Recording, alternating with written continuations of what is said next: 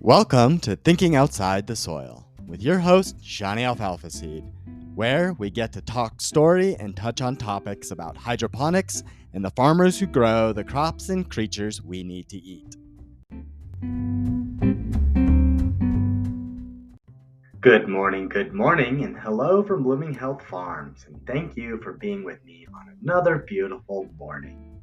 Today I have something special for you. Recently had a conversation with one of my customers and often get this question, especially around this time of year. And as we get on the other side of the new year, this will be a question for you as well. So please do come back to this episode as well. But a lot of our customers who purchase chickens or chicks want to know when their new hens will lay and if they're going to know where to lay their eggs.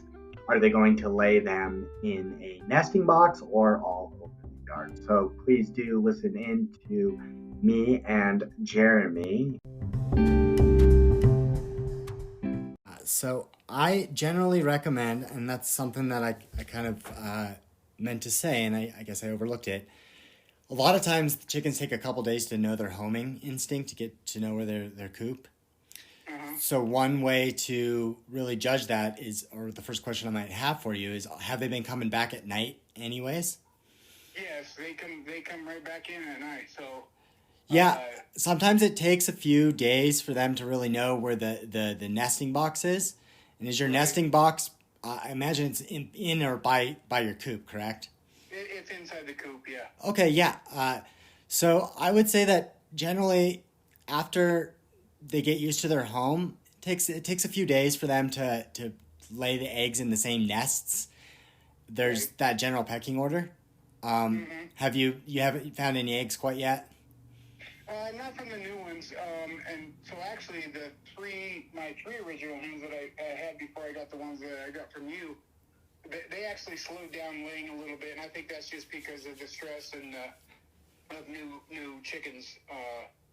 Because it's taken them a while to get used to each other, and I can see that just by like when I let them out, my three original hens will go off by themselves and kind of hang out, where the new ones and the rooster will be on their own. Okay, yeah. Yeah, so. Yeah, that makes sense. So those ones that you got, they've been productive layers most of the time, and well, you got the younger ones. Sorry, they're actually gonna probably lay in another few weeks when they do start laying.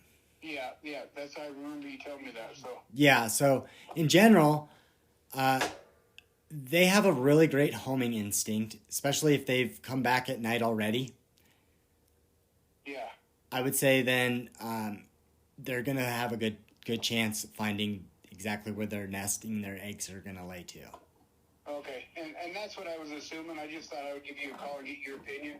Yeah. From my experience, because I even left the gate open from the hen house, and they just hung out. They wouldn't even come out, which I was like, that's good. I'm just going to let them, when they feel comfortable, then they can come out, and then eventually they started coming out. So I just wanted to. Actually, my wife was like, "Well, shouldn't you look them in there so that they know?" And I'm like, "Well, I think they're pretty,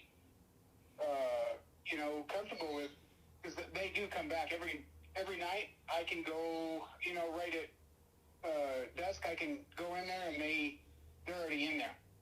So."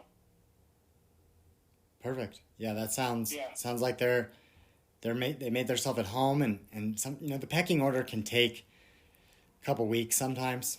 The chickens really have to establish what they are, and then especially as those other ones grow and get bigger, the pecking order could change real quick. And once they know each other, it only takes like a couple of chest bumps. So. Yeah, it's funny because my first little encounter with them from my chickens that I had, the hens that I had, and then the new ones, is the rooster started like being real attractive, or wanted to get close to one of my other older hens, and my other hen, she didn't have no part of it. Oh. Yeah, she chest butted that rooster and got him out of there. It was funny. It's like, get out of here, you little cockerel. So it's been really neat to watch them, you know. That's hilarious. Yeah.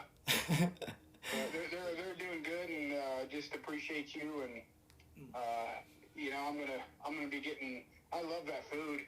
Yeah. That you gave me. Yeah. Shoot. Yeah. I'm like, yeah, that's the kind of food that the chickens need. So. Well, thanks, man. We love it too. We've been using it since beginning of the year, and I love it as well. And we're doing our sprouts. Great. How's that going? You should be a few days in by now, yeah? Yeah, we rinsed them and, you know, let them, we put apple cider vinegar instead of Clorox, but, yeah, okay. To rinse them off, and then, yeah, they're sitting on the counter, they're starting to sprout now, so. Wonderful. Yeah. But, so anyway, I won't keep much of your time. I appreciate you calling me back, and, thanks for your help. Absolutely. Well, you have a wonderful day. We'll talk soon, sir. All right, you too. Bye. Bye. And thank you for being with me on another episode of Thinking Outside the Soil. If you've enjoyed the show, please do subscribe and check out the links below. Leave a review and let others know why they should stick around as well. And if you want to know more about how hydroponic fodder is helping farmers and ranchers save water, improve livestock quality, and become better stewards, head on over to thinkingoutithesoil.com and get yourself a copy of my book. So thank you again. Take care and have a lovely day.